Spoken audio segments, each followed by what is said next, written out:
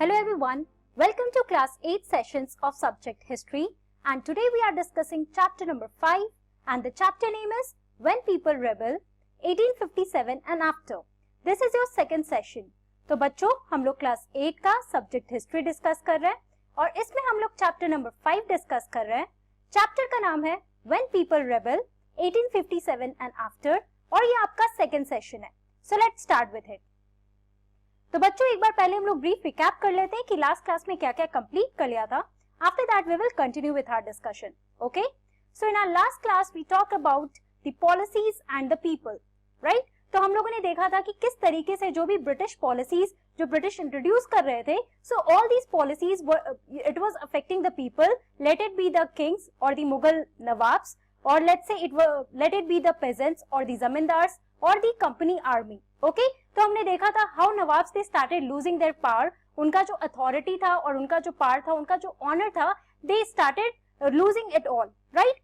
With the coming of residents, the resident had the whole control of administration और जो nawabs थे उनके लिए वो एक पपेट रूलर बन गए थे.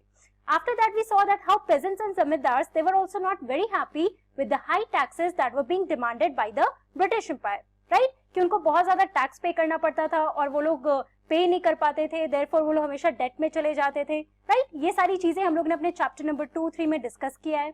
After that we saw about the company army, the sepoys in the company army, that they were also discontent with the pay that they were given and the allowances or the condition of service that they had that they were provided there in the company army, right. तो ये सारी चीजों को हमने देखा और देखा कि किस तरीके से जितनी भी पॉलिसीज थी, these policies were not good for the people, for the Indian citizens, and how the British it started expanding its territory from being just a trading company, it started setting up its own administration. तो ये सारी चीजें हम लोगों ने revise कर लिया है. Now let us understand how this revolt started, the revolt of 1857. तो इसके लिए हमें पहले ये जो आपको मैंने एक रिविजन कराया है, जो हमारे एनसीईआरटी बुक में ये दिया हुआ है, तो बच्चों ये छोटी छोटी चीजें थी that started that ignited the fire for the revolt. Okay, ये हम लोग जब रिवोल्ट के बारे में पढ़ेंगे तो इसे एक एक करके समझने की कोशिश करेंगे, right.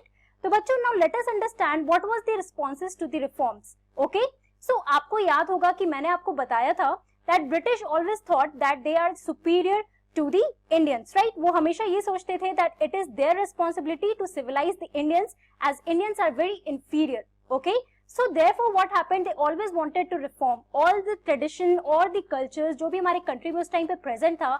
So the British they always wanted to reform each and everything. Now let us see किस किस चीज में उन्होंने रिफॉर्म लाए थे, क्या वो अच्छे रिफॉर्म्स थे या नहीं, right. So let us see here.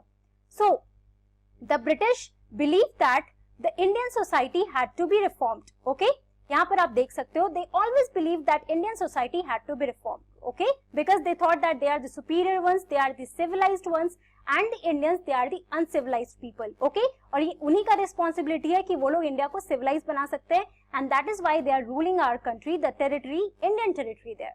So let us see what were the laws that were passed by the British here. So laws were passed to stop the practice of sati in 1829 by Lord William Bentinck.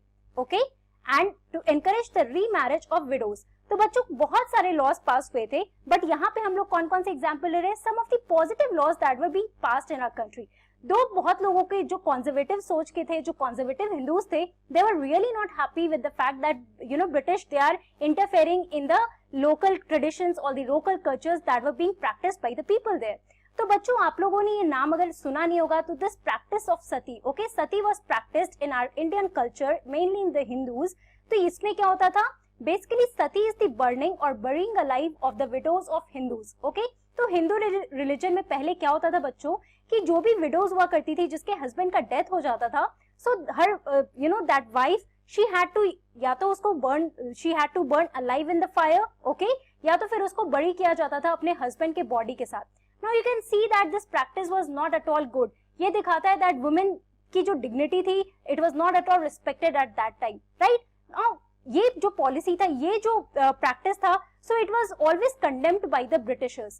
So they started passing some of the laws और उन्होंने सबसे पहले यहाँ पे आकर they stopped the practice of sati, that is burning or burying alive the widows of the Hindus, okay? And it was passed when in 1829, and it was passed by whom? So this time the Governor General here was Lord William Bentinck. Okay, please remember the name and please remember the day. After that, also the widows, जो widows हुआ करती थी बच्चों, they were not allowed to remarry. Okay, उनकी शादी नहीं की जाती थी. They had to remain widow for the rest of their life. तो they started encouraging this widow remarriage. तो बहुत सारे social reforms भी हुए थे. अगर हम लोग मॉडर्न इंडिया के हिस्ट्री के बारे में पढ़ रहे हैं तो बहुत सारे, अगर आप सोशल रिफॉर्म्स के बारे में जैसे सीनियर क्लासेस में जाओगे, so you will read more about the reforms, the social and religious reforms that took place in our country. Now these are some of the examples here. Apart from that, English language education was actively promoted. तो आप देख सकते हो कि apart from this इतने सारे laws और policies तो वो लोग initiate कर ही रहे थे, but this English language was also being promoted. कि वो लोग चाहते थे कि यहाँ पे जितने भी लोग हो, they are उनके accordingly they are obviously uncivilized, therefore they should know how to speak English. उनके लिए हिंदी बोलना या फिर जो Indians थे उनका dark color skin, all these things they were stereotyping all these things here in our country. Therefore they started promoting the language English, which they thought that it was the language for the civilized people. And in this picture here you can see that this is the practice of sati. Here the woman is being burnt in the fire. Okay. Now बच्चों उसके बाद क्या हुआ? After 1830, the company allowed Christian missionaries to function freely in its domain and even own land and property. तो बच्चों ये Christian missionaries क्या है? तो बच्चों आपको पता होगा कि कंपनी जो यूरोप या फिर जो भी वेस्ट कल्चर है, they are practicing the religion that is Christianity. Okay? तो वहां पे जो मिशनरीज थे, the people जो उनके फादर हुआ करते थे, so all these Christian missionaries they were allowed to come to India. Okay? और यहाँ पे आके उनको बहुत ही एक पावर दिया गया था to convert people into Christianity. क्योंकि उनके हिसाब से Christianity was one good religion और इसमें मतलब हमेशा they always wanted that each and every person should convert himself into Christianity. और उसके लिए लोग क्या कर रहे थे? So in 1850 a new law was passed to make conversion to Christianity easier. Now what was that? So in that what happened कि उस law में क्या किया जाता था कि उनको जो भी लोग who were ready to convert into Christianity, so they were given the rights to inherit the land of their ancestor. कि पहले इनको उनके lands नहीं मिला करते थे, जो भी उनके ancestor दादा परदादा का जो भी land हुआ करता था तो वो ब्रिटिश के हाथ में हुआ करता था. बट दे सेड दैट अगर आप लोग क्रिश्चियनिटी में कन्वर्ट हो गए, अगर आप लोग क्रिश्चियंस बनोगे, so you will be given the land, you will have the right to inherit the land of your ancestors. So this law, obviously some of them they were very much happy to know that and they started converting into Christianity here. But many Indians they began to feel that the British were destroying their religion, their social customs and their traditional way of life. अब यहाँ पे आप देखो फिर से कैसे resentment हो रहा है for the British practices that were being followed. Obviously people who were from conservative families, conservative and they had their own religion, Hindu, Muslims या जो और किसी भी religion के लोग होंगे बच्चों, so obviously they were feeling that these people, the Britishers, they are destroying their religion, also their social customs and their traditional way of living. Okay, so again they are being unhappy with the British policies. Now let us understand about how the people, how they perceive the British rule in our country. Okay, तो आप याद रखो इस बात को कि that we are going to talk about the revolt. तो बच्चों धीरे धीरे यहाँ पे जब हम लोग 1857 की बात कर रहे हैं, so in the northern part of our country, in the northern part of Indian territory, वहाँ पे revolt शुरू होता है against the British. Okay, तो आप लोगों ने छोटे छोटे battles के बारे में तो पढ़ा है, Battle of Plassey के बारे में पढ़ा, Battle of Buxar के बारे में पढ़ा, है ना? But this is one big major revolt that is also called the First War of Independence that took place in our country. Okay, so let us see what were some of the sources that helps us to know about what people were thinking about the British rule. Okay, so there are many sources to show what people were thinking of the British rule. Now there are two sources, the example of two sources have been given in your NCERT book. I am just giving you the name here, but I would suggest you to read the source there. जो पहला source है उसके बारे में मैं आपको बताती हूँ brief में. So the first one here is the Majha Pravas. Okay, ये एक source है that is written by Vishnu Bhatt Godse, who is a Brahmin from a village in Maharashtra. तो बच्चों ये एक source है. source के बारे में जब आप शुरुआत से ही आप लोगों ने history में पढ़ा है that historians they refer to the sources, right? तो एक source हमारा जो Majha Pravas है, what does it tell? So it tells the memoir of Vishnu Bhatt Godse, in which he is talking about his experiences when he was traveling to Mathura. तो मथुरा बच्चों उत्तर प्रदेश में located है, right, and it is the northern part of our country. तो वहां पे revolt already शुरू हो गया था. और आपको दिमाग में ये रखना होगा कि उस टाइम पे इंटरनेट का जमाना नहीं था. People they did not have phones और सोशल नेटवर्क की वो लोग एक दूसरे को बता सकते थे that the what is happening in different parts of country. तो मान लो अगर नॉर्थ इंडिया में रिवोल्ट अगर ब्रेक भी हुआ था, अगर रिवोल्ट होना भी शुरू हुआ था, then people who were living in South India, let's say Maharashtra, Tamil Nadu, उन तक ये न्यूज नहीं पहुंचा था। 2-3 दिन लग जाते थे वो न्यूज पहुंचने में। Therefore, he was very unaware about the fact कि क्या हो रहा है नॉर्थ इंडिया में, and he was traveling to North India. So ये पूरा एक्सपीरियंस है जो वो बताते हैं that what people were thinking about the British rule. Please read this in your NCERT book. It is given as the source number 1. अब हम लोग देखते हैं दूसरा सोर्स क्या है। So another source is from the memoirs of Subedar Sitaram Pandey, who was a sepoy.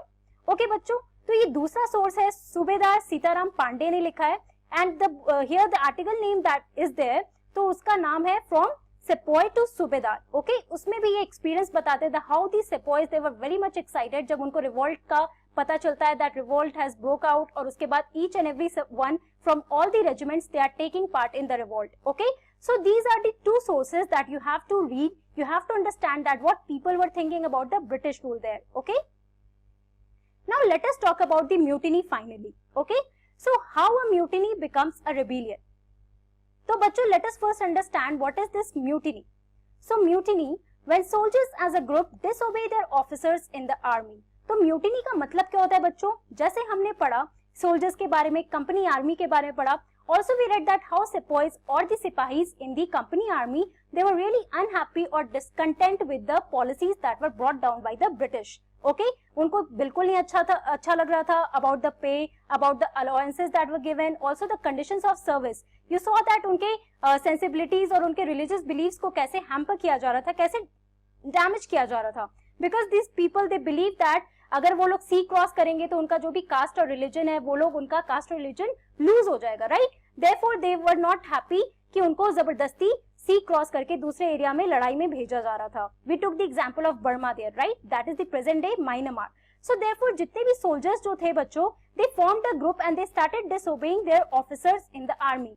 और इसी प्रैक्टिस को, इसी एक्टिविटी को क्या कहा जाता है? It is called a mutiny. Now let us understand कि ये म्यूटिनी मान लो एक पर्टिकुलर ग्रुप में हो रहा है, but how it became a popular rebellion. And rebellion का क्या मतलब होता है कि मतलब एक लार्ज मास में लोग जो है दे आर प्रोटेस्टिंग अगेंस्ट और they are acting against violently against the British power here. Okay, so what happened कि and it is not unusual to say that कि जो रूलर्स हैं, जो रूल कर रहे हैं and people who are being ruled, उनके बीच लड़ाई ना हो। And we also saw that how people they were not happy with the British policies. Let it be the kings, the nawabs who were losing their power, or the zamindars or peasants who were also not happy in giving high tax that was being demanded by them. तो हमने overall देखा कि Indian territory में each and every one they were not happy how the British they were ruling in our country there. So therefore, what happened as a result of it? Situation of mutiny developed in the northern parts of India in 1857. Again, please remember all these dates because अब जब आप आगे पढ़ोगे, you know that in history dates and events are really important. Therefore, you have to understand all these dates and you have to understand when did it happen and you have to remember the dates here. Okay? So, after 100 years of conquest and administration, the English East India Company faced a massive rebellion that started in May 1857 and threatened the company's very presence in India. तो finally उनका जो conquest उन्होंने पूरा expand कर लिया था अपना power Indian territory में, and also the administration that they were setting up, उसका कब इम्पैक्ट पड़ने लगा वो सारी पॉलिसीज का। So they started facing this massive rebellion here in May 1857 and this threatened the company's very presence in India. तो ये इतना मैसिव रिबेलियन था बच्चों that it was called as the first war of independence. Okay, बहुत सारे historians के अपने अपने व्यूज हैं इस रिबेलियन को लेकर, कुछ इसको म्यूटनी सिपॉय कहते हैं, कुछ बहुत डिफरेंट नाम लिया जाता है, कुछ लोग इसे कहते हैं that it is the first war of independence. So you have to know that it is really important for us to understand why is it called as the first war of independence, क्योंकि इससे पहले इतने huge, इतने large मास में कभी किसी ने revolt नहीं किया था ब्रिटिश पावर के against. Okay, now let us talk about this mutiny as in how it started. तो बच्चों आप ये मैप देखना, आपके एनसीईआरटी बुक में भी दिया हुआ है। In your last page you will see that this map is given which is showing the areas where the revolt took place. Okay, तो यहाँ पर मैं आपको सबसे पहले पॉइंट आउट करूंगी Meerut, because Meerut is the place जहां से आपका रिवोल्ट शुरू होता है. Then it started spreading to Delhi. After that Bareilly, Lucknow, Kanpur, Faizabad, Jhansi. तो ये बच्चों मेन सेंटर्स है हमारे रिवोल्ट के. Please remember the names. I am going to discuss about each and every case. Lucknow में कौन थे, हु वर रूलिंग देयर, और कैसे लखनऊ में किसने रिवोल्ट किया था, कौन लीडर्स थे. So we are going to discuss each and everything here. Okay, एक स्टोरी की तरह में से समझने की कोशिश करेंगे. But please remember the name की यहाँ पे मेरठ में सबसे पहले आपका रिवोल्ट शुरू हुआ, फिर धीरे धीरे दिल्ली की तरफ स्प्रेड हुआ, फिर हमारा उत्तर प्रदेश का रीजन जो है बच्चों देखो सबसे ज्यादा रिवोल्ट यहाँ पे हुआ था. इन बरेली, लखनऊ, कानपुर, झांसी, फैजाबाद, ये सारे रीजन थे. उसके अलावा जो आपको ब्लैक पोर्शन में दिख रहा है, ब्लैक ट्राइंगल में दिख रहा है, these were some of the other centres of the revolt. But हमारा जो मेन सेंटर है वो ये है जो रेड ट्राइंगल में. So please go through the names and remember all these names here. Okay, now let us see about it. So sepoys mutinied in several places beginning from Meerut, and a large number of people from different sections of society rose up in rebellion. Okay? तो बच्चों जैसे मैंने आपको बताया कि ये sepoys जो सिपाही थे इन्होंने ये rebellion शुरू किया, and it started from Meerut and it started spreading out to different areas, and people from all the sections, मतलब वो peasants हो, जमींदार हो, अगर कोई poor section के भी लोग हो, तो each and everyone took part in the rebellion. So some regard it as the biggest armed resistance to colonialism in the 19th century anywhere in the world. And why is it really important? जैसे मैं आपको बार बार बता रही हूँ कि हमारे लिए ये रिवोल्ट काफी important है, because it is regarded as the biggest armed resistance. कि सबने आर्म्स लिया, जो सिपाहीज थे, जो आर्मी में लोग जो पेजेंट्स वर्क कर रहे थे, so they took on the arms and they started challenging the British Empire, the mighty British power in our country. And it is called as the biggest armed resistance to colonialism. We talked about colonialism in first chapter, right? The British colonial rule that was present in our country in the 19th century anywhere in the world. Okay? पूरे world में आप देखो तो सबसे बड़ा armed resistance कहा जाता है हमारे revolt of 1857 को. Okay? तो बच्चों आज की क्लास में हम लोगों ने क्या पढ़ा?